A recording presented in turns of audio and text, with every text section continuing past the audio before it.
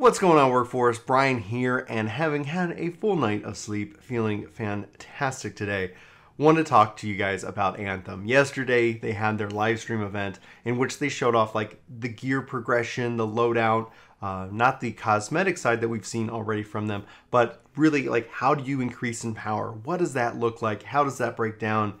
And I honestly, like the takeaway is really interesting. The builds and the various options feels honestly very Borderlands-like. It feels that if if you're going to compare this game to something from what they're showing us with gear and perks, there is this sense of Borderlands. Now we don't know about any skill trees. We don't know about any of that yet. They've talked about it. So I can't really comment on what we've seen because if they've shown it off, I haven't seen it yet. But what they did show off was like you have a gear score, and obviously coming from Final Fantasy, I remember when they implemented that, and people were not interested in having it. And then, I mean, some people were because it makes the math easy because they were like, well, people are trying to do math to figure out what they need to be. So it just makes it easy to show your gear power progression. You have a pilot level, which essentially like the example they did is that around like level 4, your pilot levels up. And you unlock the ability to have a second gun. So obviously they've talked about this. Your javelins aren't leveling up. The pilot is, and they keep saying level 20, even though in screenshots we've seen pilot levels in the level 30 area. So as far as it goes, that we'll have to wait and see what the max level is, at least at the start of the game. So your pilot levels up. It seems like that's where the perks are. That's where stats are based. But then you have 5 different slots, and they showed off like a thing and a concept called components, which is essentially, I guess, replacing armor because your armor is all visual.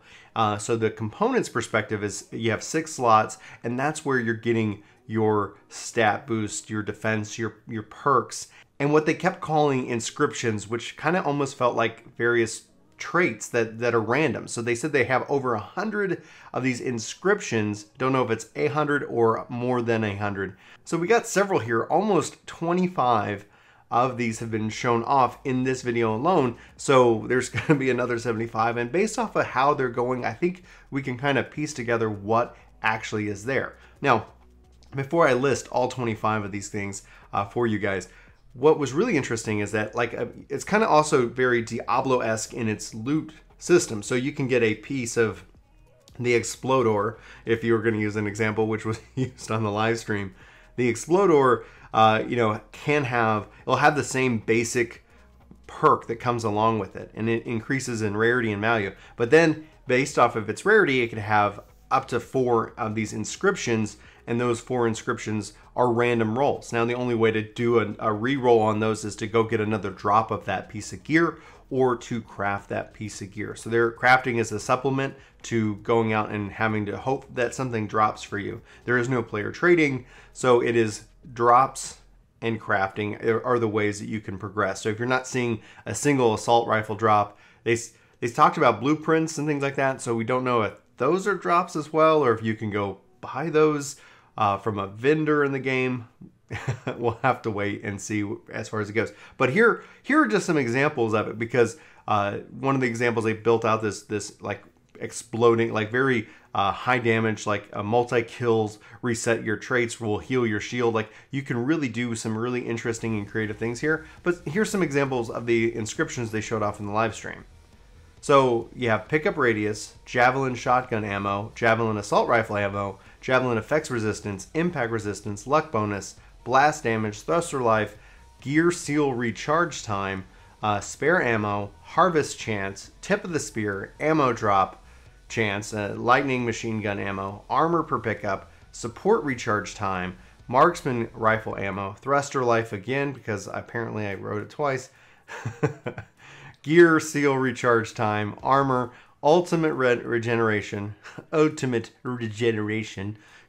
grenade damage, marksman rifle damage, weak point damage, and there were probably 1 or 2 or a couple that I might not have seen as I was taking my notes. But that's, I mean, if there's 100 of these things, that in and of itself is going to be, I guess, a part of the grind, a part of the quest, trying to find that perfect drop. And I can see this going both ways.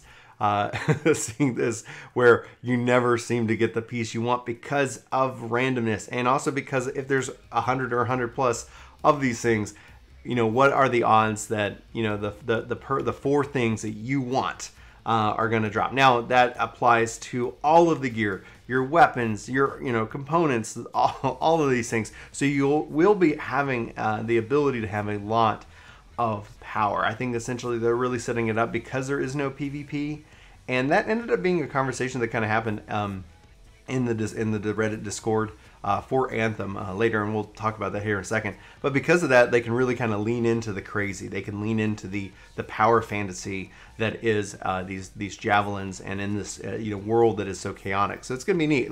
The cool thing is when they were showing it off, they had one perk that basically reduced all your cooldowns by half when you were hovering. So it showed him like, oh, here's a 12-second grenade, and then he jumps in the air and hovers, and it's like, and it just fills up like almost instantly. So his goal was, the more kills I get, the more, you know, he built this concept of this hover and this just explosive damage. Like everything he wants to do is explosive. So that would be kind of an AoE damage build where you can kind of keep chucking these grenades, keep doing more multi-kills with that, and then that then heals you, that then refills and reduces your cooldowns and increases your damage output. All kinds of things. Something where using your right bumper makes your left bumper, you know, your next ability on your left bumper, you know, 50% more powerful, and then that then recharges your right bumper. So he was just like having a lot of fun with this crazy build. You can also build like, you know, single target builds and things like that. So it seems like, if nothing else, if this game is as good as it's looking it might be, you might obviously see a lot of fun build guides and different builds, like, you know, both crazy and fun and just like out there. Lots of things for min-maxers to dive into for that. So then obviously, like after the live stream, within the Reddit Discord, there's a lot of conversation going around the concept of PvP, and then also the fact that you can't really, the game is designed for multiplayer. So some people feel single player solo players are going to be punished, and we know that they can't do the strongholds, which are the dungeons, which are, you know, kind of the group content, but they can play the game solo. It's just going to be difficult, and some people bringing up that didn't feel fair, and I don't know how yet I feel about that, because I kind of am excited that the world is dangerous and that you want to go with friends, and if you want to go alone, you know, obviously you're gonna, in my mind, you should feel that. Like if you ever played Resident Evil 5, I think it was.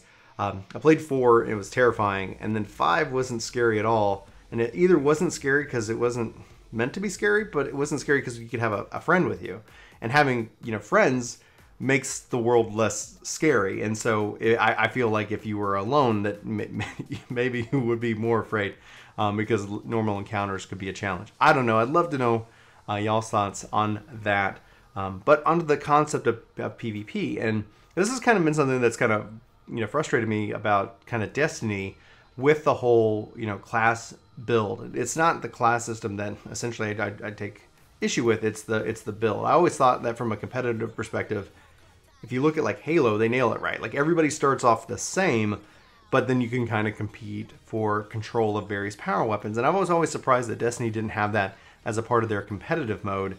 And so the same kind of concept comes up here. PvP is a good thing.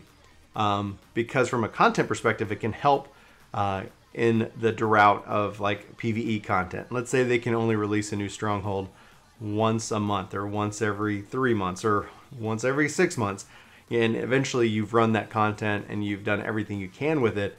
Well, if there's nothing else to kind of keep you engaged, keep you like seeking, then you go and you do other things, and maybe that's not necessarily a bad thing. They just have to make sure that, if whatever the case ends up being, to set the expectations right. Because if people are looking at this game to be like, this is going to be the game that I play all 2019, well, you know, I don't know if that's going to be the case. We can't know at this point. We will only be able to kind of talk about that this time next year and see how it all kind of shapes up. But I digress. Back to the concept of PvP. PvP is content that's always changing, and thus it can end up really filling in the gaps. That's one of the weaknesses I see in 14, where it's not that the content is bad. It's that the queue times are just so abysmal. You just like, I think people kind of like, hey, let's go check out PvP queue times. Oh, it's horrible.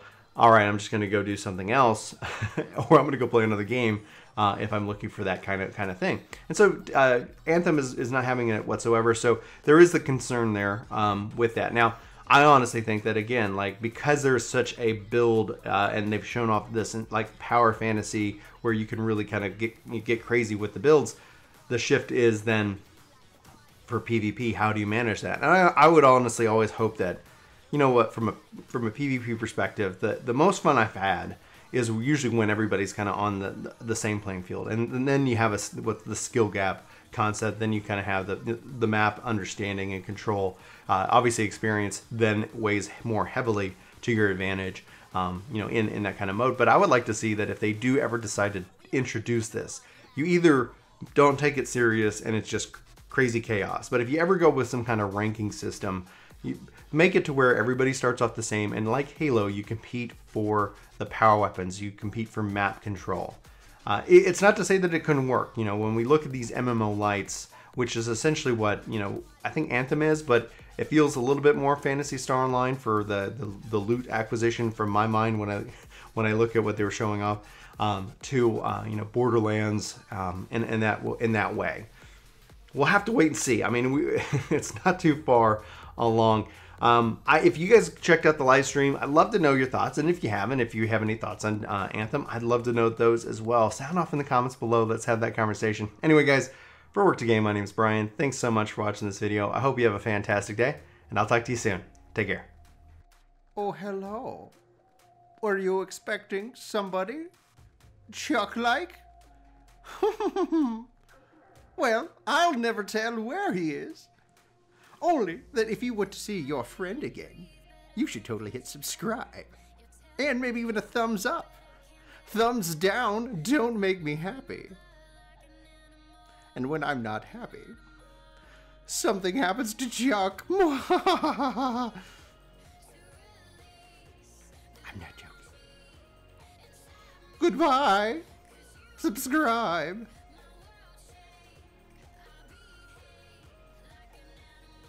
I'm still here. I'm not going anywhere. See you next time.